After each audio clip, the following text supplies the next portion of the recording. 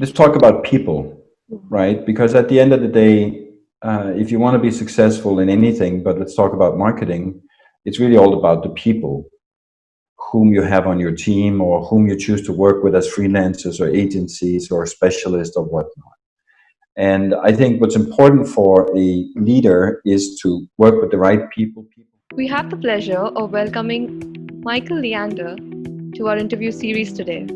I'm Vanessa Rose from the peopleHum team. Let's begin with just a quick introduction of peopleHum. peopleHum is an end-to-end, one-view, integrated human capital management automation platform, the winner of the 2019 Global Cody Award for HCM, that is specifically built for crafted employee experiences and the future of work. We run the peopleHum blog and the video channel, receives upwards of 200,000 visitors a year, and publish around two interviews with well-known names globally every month. And now for our guest, Michael Leander is the Chief Executive Officer at Markedo. He is an award-winning marketing speaker and a highly rated trainer. He has great insights in marketing training and also teaches marketing management at different business schools. Often known as an entertaining marketing speaker and a true marketing expert, we are extremely happy to have him on our interview series today. Welcome, Michael. We are thrilled to have you. Thank you. I'm very happy to be here. Yes, thank you. So, the first question I had for you, Michael, was could you tell us a little bit about your journey you've had and what has brought you to where you are today? I think in terms of my journey, I've been very fortunate, I think, because I started differently than most people. While studying in the US, I had to get a job and happened to get into door-to-door selling, which at the time was terrible in Florida, 35 degrees centigrade in a three-piece suit, walking and knocking doors. But it was necessary and it taught me a lot. And when I got back to Europe, I was fortunate enough to get into publishing. I always wanted to become a journalist as I was growing up.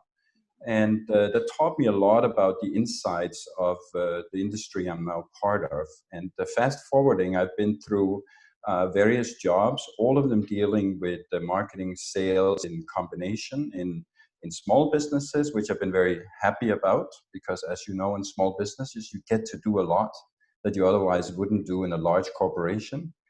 I've been fortunate enough to be managing large corporations as well. And I've been an entrepreneur. I've started and sold companies. And for the past 10 years, 11 actually, I've been lucky enough to leverage some of these, pardon me, some of these experiences as a trainer, a keynote speaker, and such at the conferences and events around the world. In fact, in 51 countries in six continents. Obviously, right now I'm not moving too much outside of my own country, Denmark. But to summarize my career, I think I've been so lucky that I got to do a lot of practical things early on in my career. I got to take responsibility for my own action due to the nature of the companies that I was in. And it's something I can recommend to everyone who wants to grow. Now, I realize having employed a lot of MBAs and PhDs and so on over the years in different countries, that most people are very, very busy getting to sort of a management position. It's like almost they have an expectation from the offset that they will come into a management position within 1 year or 2 years, right? And I think that's a mistake. I think it's really, really important that people take their time to get to where they need to go because there's so much we need to learn. And I'm a little bit older than you. Well, actually, I look as if I'm a lot older than you, Vanessa. But reality is that when I was your age, it was easier, right? Especially in marketing and sales, because today we have so many more channels, and it's not like the old channels disappeared. When I say the older channels, I'm of course referring to mass media outlets such as TV, radio, print, outdoor, and so on. So it's gotten much, much harder, which in turn means that people actually should be focusing on getting the foundation in place before they're too busy trying to manage other people. Hmm. That is really interesting. You've actually seen the evolution of marketing from traditional means to digital media. That's So right. how has the evolution been? How do you think it has changed? I'll say some positive and negative about that. I think it's obvious to everyone, even younger people, that there's been quite a significant change in the media landscape over the past, I'm going to say 5 to 20 years, because it depends on where the viewer is based. If you're talking about Northern Europe, where I'm based, obviously we're very, very early on to adapt internet. And now I guess my first foray into internet marketing was actually in 1995. I was part of a team that launched one of the first B2B e-commerce portals, as far as we know in Europe, at least in 1996. So that's quite some time ago. But if we look beyond that, the positive is that we've come from a mass media culture, right? Well, actually, if you go even further back, we came from a word to mouth kind of culture, right? Where the advertising message spread through people's recommendation of places and shops and whatever it was 2, 3, 500 years ago. Then with print media, obviously we entered that era of mass media and mass advertising, where one advertising message sort of had to attract all sorts of different types of people with all sorts of different types of preferences. And then we came into sort of the direct era, which was kind of the dirty kid in the class, if you will, right? Because back when I started, anyone who talked about direct marketing were like, they weren't good enough to be in conversation with the brand marketers, right? So we've seen that transition as well. And during that time, pre-internet, direct marketing never really became popular.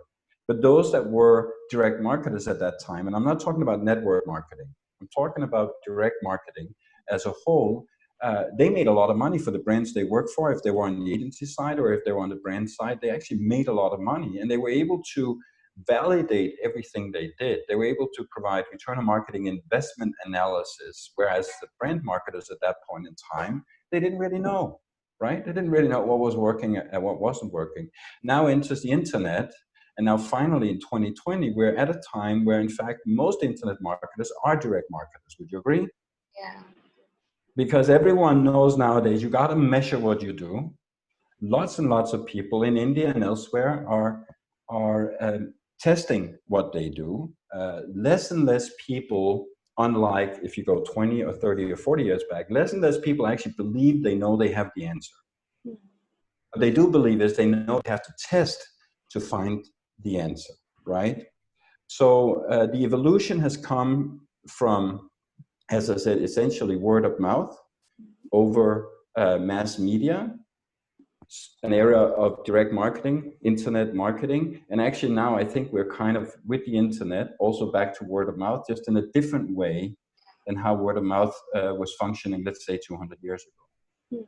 The negative, I think, is of course that today, unlike when I started in the business, there are so many presumptuous people. Let me give you an example.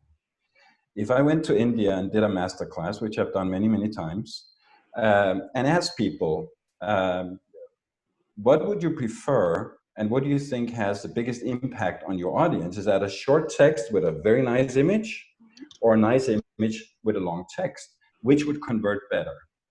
If I was a betting man, I think that 90% of the audience would say it's the short text with the nice picture. But reality, when we do testing, is that the longer text wins 9 out of 10 times over the short text, right? Now, if you've studied and you take your craft seriously as a marketer, or for that matter, a salesperson, you would know there is some logic to this, right? It doesn't happen by chance. And it's obviously because of human nature, because it hasn't changed, right? We might like that short text picture or be more inclined to like that than the longer one. But if we're in a purchase mode, right? If we're actually looking to purchase a service or product, we need to be convinced. Would you agree? Yeah. And we don't get convinced just by the picture, right? We need to understand exactly what this is all about. So the negative, I think, is that there are too many presumptuous folks out there. There are too many presumptuous folks that believe that social media is everything, right? Social media is important. I agree with that, and it can deliver results. But social media is not today what it was intended to be, right? It was intended to be free, organic, right? Brands could actually establish an audience, for example, on Facebook, and through organic reach, in other words, unpaid reach, they'd be able to generate significant results. Not so anymore. Social media networks today are really just advertising platforms, right? Facebook, you don't get anywhere without an advertising budget. YouTube, it takes you a long time to get traction unless you're extremely unique, right? The same goes for LinkedIn, Instagram, and so on and so forth. That was such a nice example. Because I think our audience is harder to please now than, ever before. It definitely, because as you know, Vanessa, um, there's so many things and people and places that want our attention all the time, right? Mm. So our attention span nowadays is actually very, very low compared to what it was. I'm not going to say it's a little less than the goldfish, as many people wrongly say. This is not true, but it is actually very, very difficult to get an audience to get interested in what you're doing. Yeah. And also to get them to come back. Let's take your videos. You have all these great videos on YouTube. Obviously, I took some time to kind of orient myself to see what you all are doing. And you're doing a really, really, really great job from a content marketing perspective. Mm-hmm. But as you know, it's not enough to produce the content. You got to get eyeballs on that content. You got to get engagement on that content. And for your business as the B2B business, you need to get repeat visitors, right? You need to create sort of a group of people who will come back to listen and learn from all of these videos that you're putting out on a regular basis, right? Yeah. Not easy, but can be done if you persist, so to speak. Yeah. So true. It's not only about creating content, but actually, making sure that it reaches out to everyone. Yeah, and it's like I said, let me just give you a comment because maybe some listeners here are actually interested in this part. We can't stress that enough, that doing a really nice production doesn't get you anywhere. That's just a fact. Yes, some people go viral, in not the people themselves, but the content they produce. Pardon my English, it's my fourth language, and sometimes I mess up. It's all part of the charm. But content itself needs to be there. It goes without saying. But many marketers forget, and businesses forget, that you need a budget to get wheels, if you will, on your content, right? To get more eyeballs.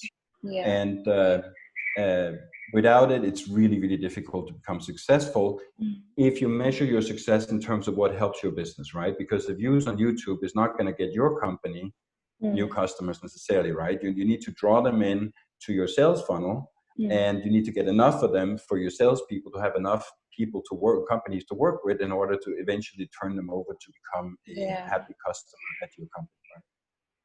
Absolutely. Yeah, but still, we see a lot of startups struggling to establish a brand name today. So, what tips would you give them to, achieve their goal through effective marketing?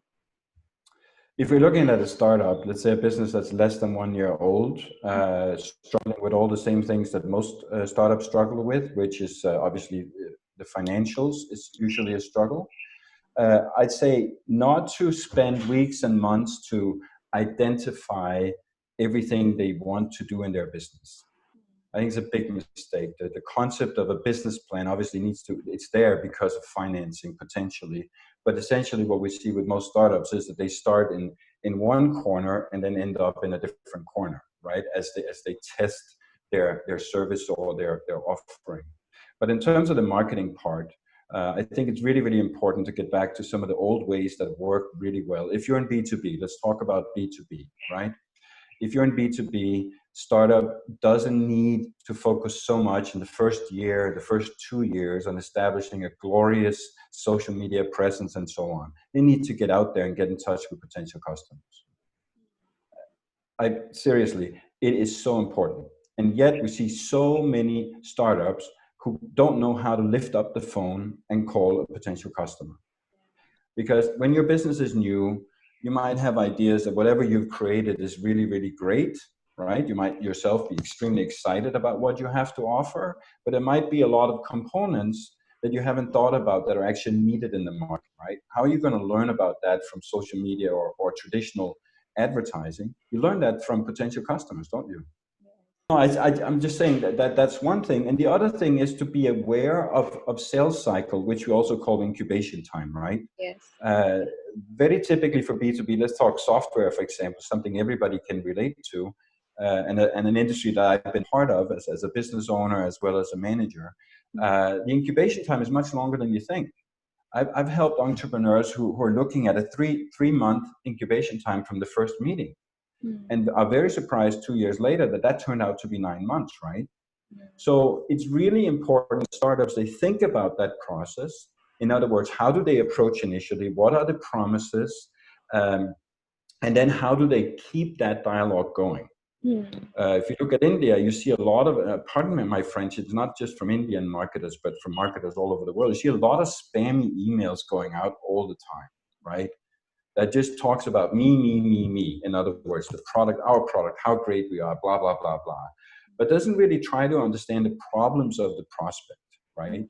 So I think they need to outline a longer process with many contact points, both digitally as well as in person, if you will, calling on phones or doing offline events, in order to accommodate this terrible, terrible problem that we have with this incubation time. In other words, we can't control when the customer buys, right? Yeah. So some people would refer to this as marketing automation techniques, for example. But whatever you call it, it works. The thing is, you map a process that's not just 3 months, but maybe 9 months, 12 months, 18 months, depending on what you're selling. And then you prepare yourself as a startup that you're going to have to go the whole way before you actually know how successful you potentially can become. Yeah. So true. For startups, it's actually going digital. It's back to using traditional means to actually build contacts. Yes, because it turns out that if you're a startup and you don't have any, let's say, email database, you don't have a large social media following, you see lots of startups, they start by trying to build that following on social, thinking that that's going to get them the big bucks, right? But it doesn't. It doesn't. Unless, yeah, it might be 1,000 that can do it and start the dialogue. Yeah. So true.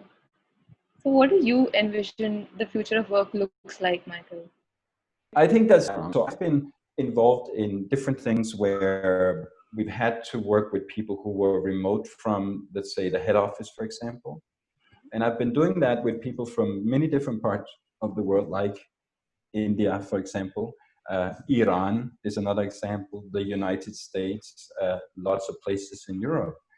And I think the future of work probably is a combination of um,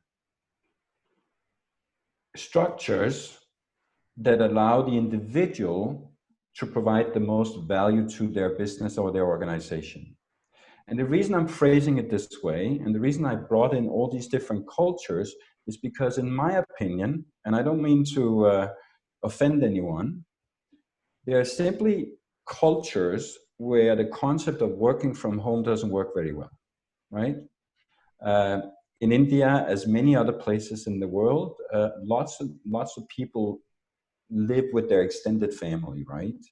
Which means it can be really, really troublesome for them to actually work at home many days in a week, right? Because there'll be all these disturbances and so on. Now, in other countries, it's not like that. Let's take my country in Denmark. Usually people just live with their own family, right?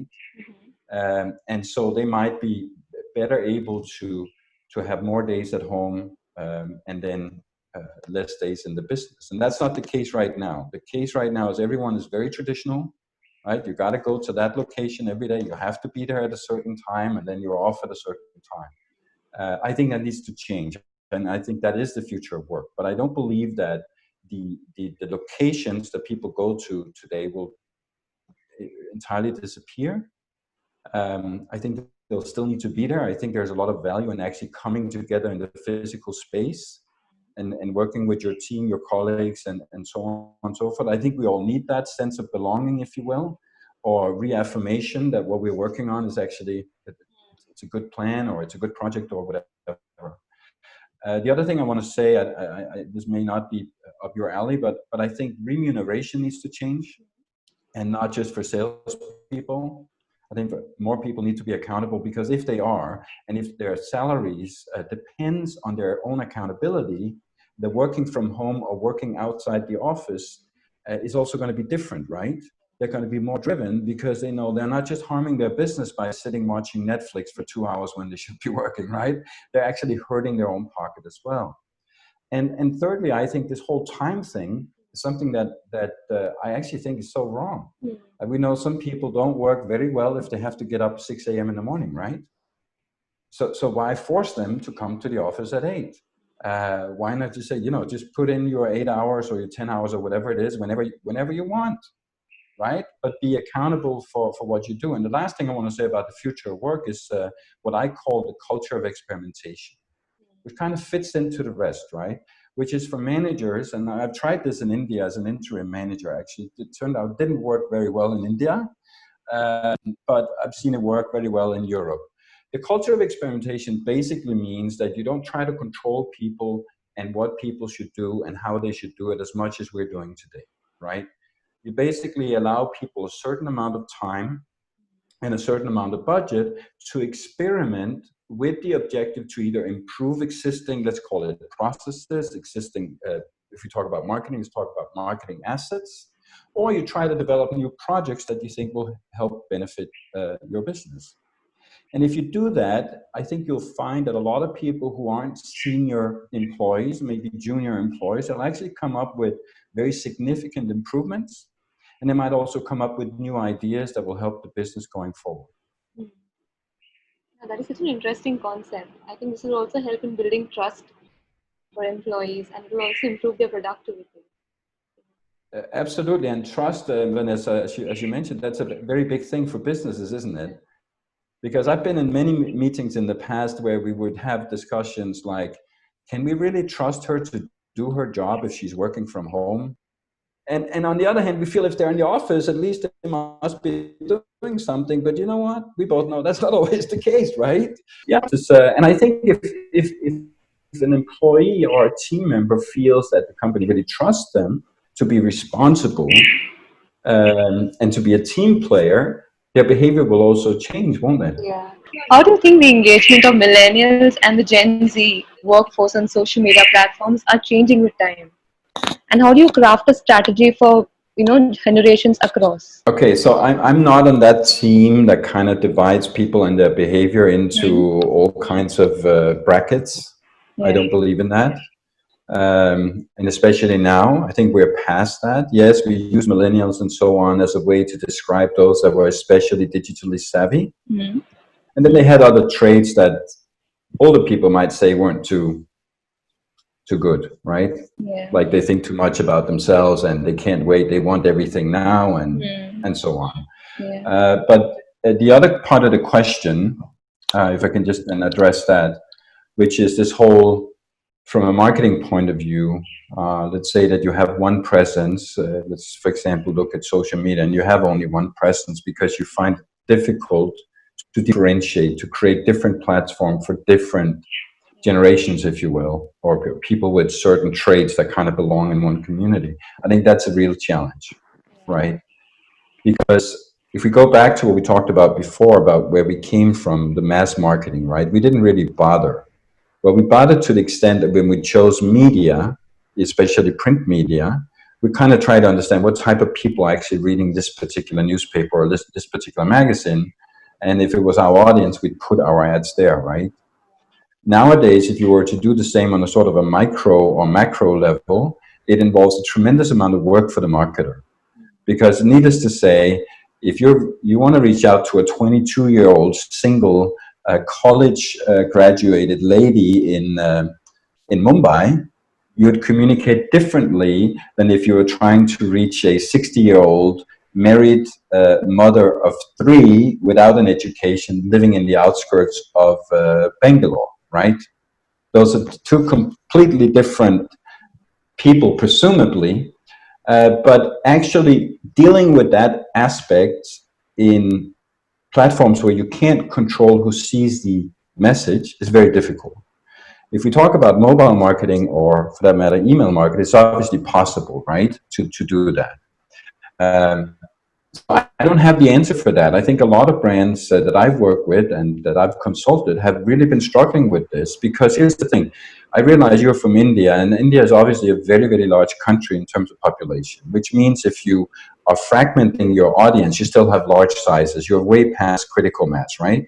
So let's say you're a telco in India, you could easily have 10 different groups, if you will, and you could probably attract 10 million people to be engaging with each of these groups, right? Giving you a total audience of 100 million. But look at Denmark, it's nearly 6 million people in the country, which is less than Mumbai itself, right?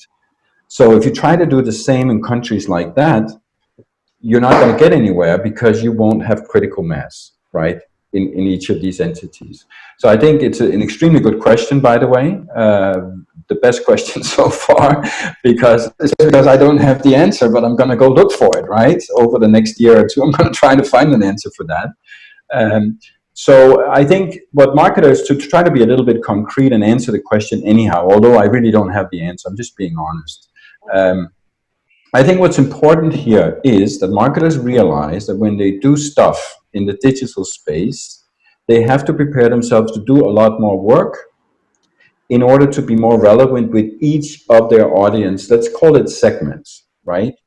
So that when they do something for those in the 20s, female in the 20s, they'll actually do something that resonates with this audience. If they do something for males in their 50s, they'll do something that resonates with their audience. But at the same time, we have a different aspects that people seem to be somehow challenged with, which is the whole understanding of how do I communicate, for example, in social media, when I know I both have customers and non-customers following me, right? My customers, existing customers, active customers, they know the story, they've heard the story, they've been to the party, right? Whereas the non-customers, who are just peripherally interested or just came there by chance, they haven't heard the whole story. Are you following me? Yeah. So now how do we manage that? The same thing goes on, your LinkedIn streams, or wherever it is that you are active in your social media, right? I think that's another problem brands haven't solved when it comes to sort of it's the same aspect, just with customers, non-customers, as opposed to different generations, right? That's a very interesting way you put it. Oh, thank you very much, Vanessa. So, Michael, do you have any last sound bites you'd like to leave our audience with? Yes. I think that let's talk about people, right? Because at the end of the day, if you want to be successful in anything, but let's talk about marketing, it's really all about the people whom you have on your team, or whom you choose to work with as freelancers or agencies or specialists or whatnot. And I think what's important for a leader is to work with the right people who have the right intentions, right? And usually people who have the right intentions are also those that are less concerned with the social status, less concerned with the money they make, but more concerned about making a difference.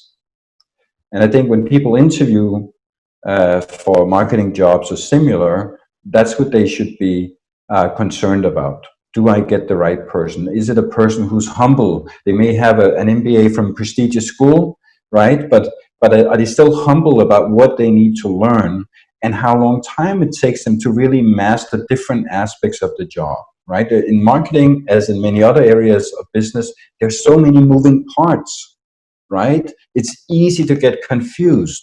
And therefore, it's very important to really fully comprehend and have experience with the foundation.